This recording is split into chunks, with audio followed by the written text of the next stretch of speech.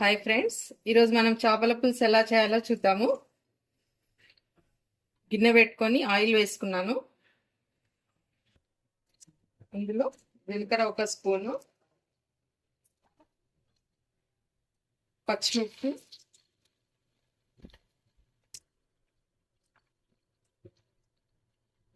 కరివేపాకు,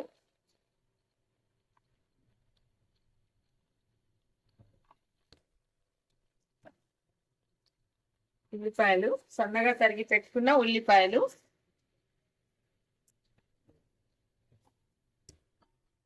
ఉల్లిపాయ కొంచెం వేగనివ్వాలి. అంతవరకు మనం ఎల్లిపాయ దంచి పెట్టుకుందాము.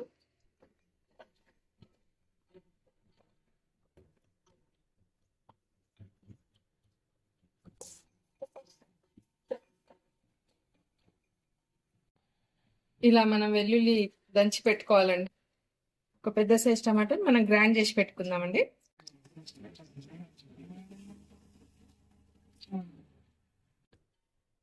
ఇప్పుడు మనకి ఉల్లిగడ్డ వేగిందండి. ఇందులో మనము ఇందాక దంచి పెట్టుకున్న వెల్లుల్లి వేద్దాము. వెల్లుల్లి పేస్ట్ వేద్దాము. ఒక 2 మినిట్స్ వేగనిద్దాము.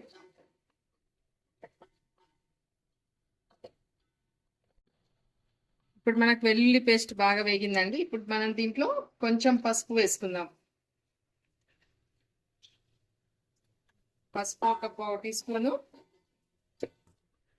నెక్స్ట్ ఇందాక మనం గ్రైండ్ చేసి పెట్టుకున్న టమాటో ప్యూరీ వేసుకుందాము.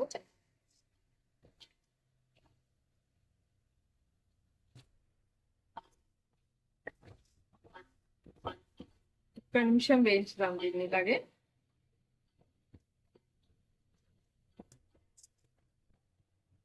ఇప్పుడు మనం దీంట్లో కారం పొడి నేను ఈ స్పూన్తో 3 స్పూన్స్ వేస్తున్నాను.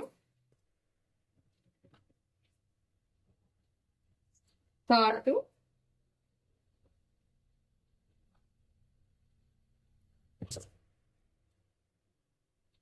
ధనియాల పొడి 1 స్పూన్ వేసానండి దీంతో.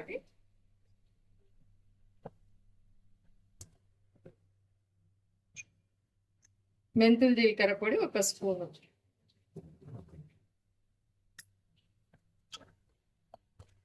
ఇది ఒక 2 మినిట్స్ బాగా వేయించుదాము.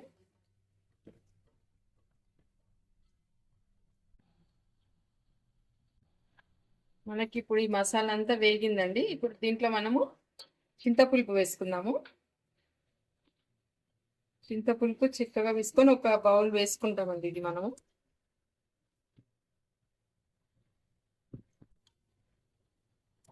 చింతపులుపు మనకి కొద్దిగా ఇట్లా ఆయిల్ వచ్చినప్పుడు మనం దీంట్లో వాటర్ వేసేసుకుందాం. ఇంకా కొన్ని వేసుకుందాం. మనకు మెయిన్ ఈ చేపల పులుసులో చింతపండు పులుపు, ఉప్పు, కారం కరెక్ట్గా ఉండేలా చూసుకోవాలి. మనం 1 నిమిషం ఇలా పొంగి వచ్చినప్పుడు మనం చేపలు వేసేసుకున్నాము. ఇప్పుడు మనము 1/2 కేజీ పెట్టుకున్నానండి ఇవి చేపలు. నేను ఈ 1/2 కేజీ మంచిగా సాల్ట్తో నిమ్మకాయ వేసి మంచిగా నీట్గా కడిగి పెట్టుకున్నాను. ఇప్పుడు దీంట్లో వేసేద్దాం మనం.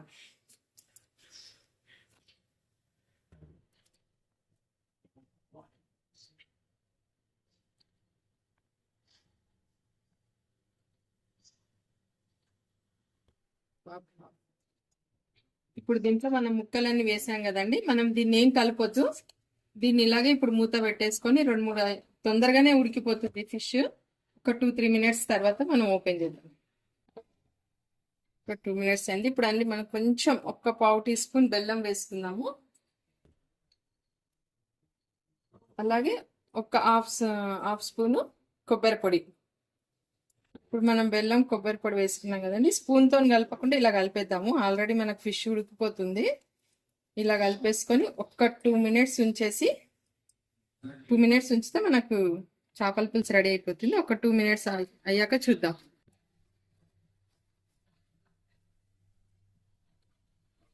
ఓకే అండి, మనకు ఆయిల్ అంతా పైకి వచ్చేసింది కదా. మనకు ఫిష్ మంచిగా ఉడికిపోయింది. ఇంకా మనం స్పూన్తో ఏం కలపొద్దు. ఒకవేళ మీరు కలపాలి అనుకుంటే స్పూన్తో కలపకుండా ఇలా క్లాత్తో కలిపేసుకోండి. ఇప్పుడు మనకు చేపల పులుసు రెడీ అయిపోయింది. మనం ఇప్పుడు దీంట్లో కొత్తిమీర వేసేసుకుందాం.